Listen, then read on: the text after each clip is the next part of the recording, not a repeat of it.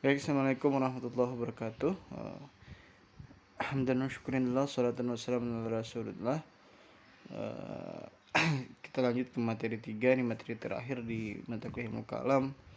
Ada salah satu teologi lagi yang mungkin sudah familiar kita kenal di kita sehari-hari, yaitu Ahlus Sunnah wal Jamaah ya. Ahlus Sunnah wal Jamaah. Nah, mari kita tengok teologi ini berdasarkan referensi-referensi terkait dengan teologi Islam dan ilmu kalam. Nah, jadi kan semuanya itu berangkat daripada sebuah hadis ya, dari Rasulullah SAW, walaupun sekali lagi hadis ini masih diperdebatkan kesahihannya, derajatnya ya.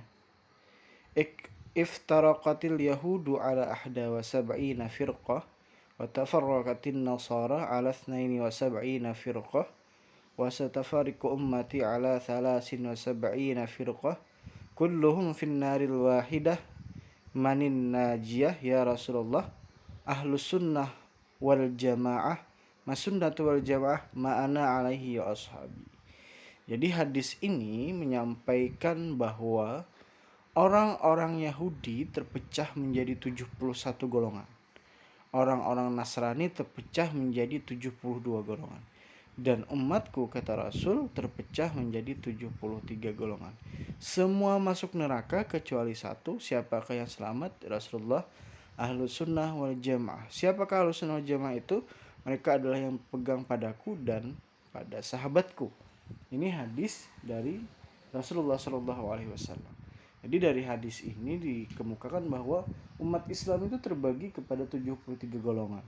72 atau kemudian hanya satu yang kemudian selamat. Hanya satu yang kemudian selamat, yaitu Ahlus Sunnah wal Jamaah. Nah, mari sebenarnya hadis ini kemudian banyak penafsiran yang berbeda-beda. Ada yang kemudian bahwa Ahlus Sunnah wal Jamaah itu sebuah golongan, atau kemudian prinsipnya mengikuti Rasul dan berpegang pada beliau dan sahabat beliau. Nah, jadi pertanyaan mendasar, siapakah Ahlus Sunnah wal Jamaah? Ya, pada dasarnya semuanya mengaku bahwa kami Ahlus Sunnah wal Jamaah ya. Semuanya mengaku kamilah Ahlus Sunnah wal Jamaah. Jadi semuanya mengaku bahwa kamilah yang namanya Ahlus Sunnah wal Jamaah. Dan mari kita lihat perkembangannya seperti apa. Aswaja ya sering dikemukakan. Ahlun itu pengikut sunnah jejak Nabi al-jamaah, berjamaah atau berkumpul. Kelompok-kelompok sahabat Nabi SAW dan para murid sahabat Nabi SAW. Jadi Ahlus Sunnah wal Jamaah secara etimologi mereka yang mengikuti Nabi Muhammad SAW dan para sahabat. Kalau secara terminologi, yaitu golongan yang selalu setia mengikuti dan berpegang teguh pada jejak langkah Rasulullah SAW sebagaimana yang dipraktekkan sahabat sepeninggal beliau, khususnya Khulafaur Rasyidin. Ini di buku atau di jurnal Nurul Yadin dan kawan-kawan. Alaikum bisunnati wa sunnatil khulafair rasyidin al-mahdiyyin. Hendaknya kamu semua berpegang teguh pada sunnahku dan sunnah Khulafaur Rasyidin yang mendapat petunjuk. Ini hadis riwayat Abu Daud dan Tirmidzi. Di Sunan Abu Daud terdapat hadis ini. Nah, jadi ada perintah untuk mengikut sunnah Rasul dan Khulafaur Rasyidin dan sahabat yang kemudian mendapat petunjuk. Sekali lagi, hadis ini pun kemudian derajat kesahihannya masih diperbincangkan. Nah, lalu kalau kita runtut kemudian kepada masalah pengertian yang dimaksud dengan mengikut Nabi, berpegang kepada Rasul itu ada 3. Ada akwal, ada ucapan, ada ahwal, perbuatan, dan takrir penetapan Rasul. Kan kalau literatur hadis atau sunnah itu ialah segala apa yang diucapkan Nabi diperbuat oleh Rasul dan ditakrirkan oleh Rasul, yang disandarkan kepada beliau itu dinamakan hadis atau sunnah gitu ya. Ahlus Sunnah wal Jamaah disebut juga as-sawadul a'dham, yang bermakna golongan terbanyak, yakni golongan terbesar umat Islam yang dalamnya terdapat para ulama ahlul haq dan dari berbagai keahlian ilmu, fikih, ilmu dalam hadis, tafsir, tasawuf dan sebagainya.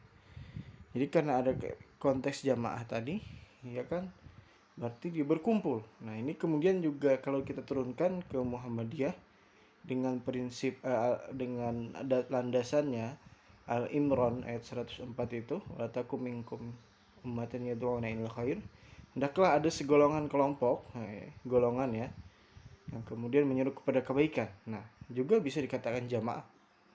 Jamaah tabligh juga mendeklarasikan jamaah. Nahdien juga atau Nahdlatul Ulama juga mendeklarasikan diri sebagai jamaah ya.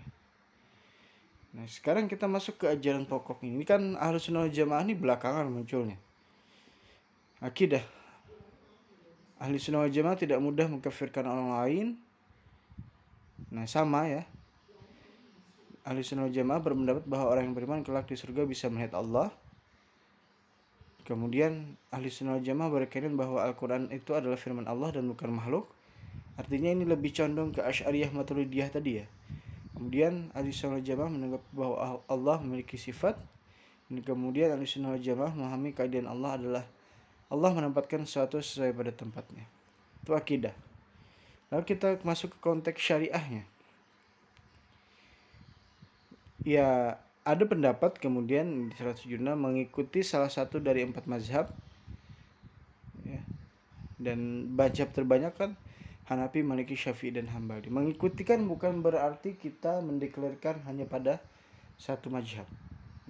Boleh dalam artian mengikuti, dalam artian mengambil pendapat seperti itu dalam konteks fikih. Ini persebaran mazhab ya, yang hijau agak muda itu Hanafi, hijau agak tua Hambali, Maliki, juga hijau agak toska ya. Kemudian Syafi'i biru, termasuk Indonesianya mayoritas Syafi'i. Kemudian mazhab lain ada Ismaili, Ja'fari, Zaidi dan lainnya ya. Kemudian ini persebaran.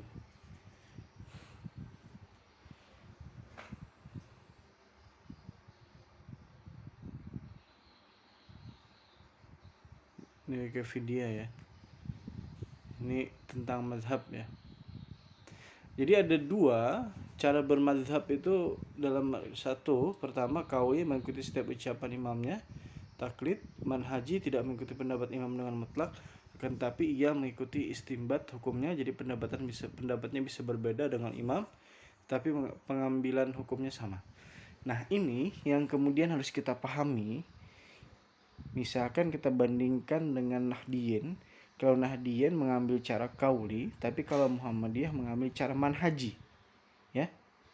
Makanya Muhammadiyah mengenal dengan namanya tidak taklid, tidak serta-merta taklid. Nah kalau manhaji kan mengambil metode dari suatu imam, dibolehkan ya.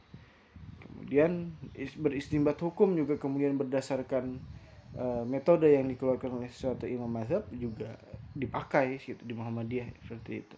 Jadi hanya perbedaan cara saja, ya, hanya perbedaan cara. Nah, yang menjadi perbedaan kan dalam ilmu kalam, tasawuf itu diterima atau tidak? Ya, tasawuf itu diterima atau tidak? Nah, kalau ahli sunnah wal jamaah pada prinsipnya adalah menerima tasawuf namun tidak meninggalkan syariat. Kalau ada beberapa golongan yang melarang tasawuf dan hanya berpegang kepada syariat. Ada juga yang golongan yang kemudian bertasawuf saja tapi syariat ditinggalkan. Nah ini yang kemudian timbul sekte-sekte yang agak nyeleneh seperti itu ya. Itu demikian terkait dengan ahli sunnah wal jamaah. Pada dasarnya semuanya sekarang mengaku sebagai ahli sunnah wal jamaah.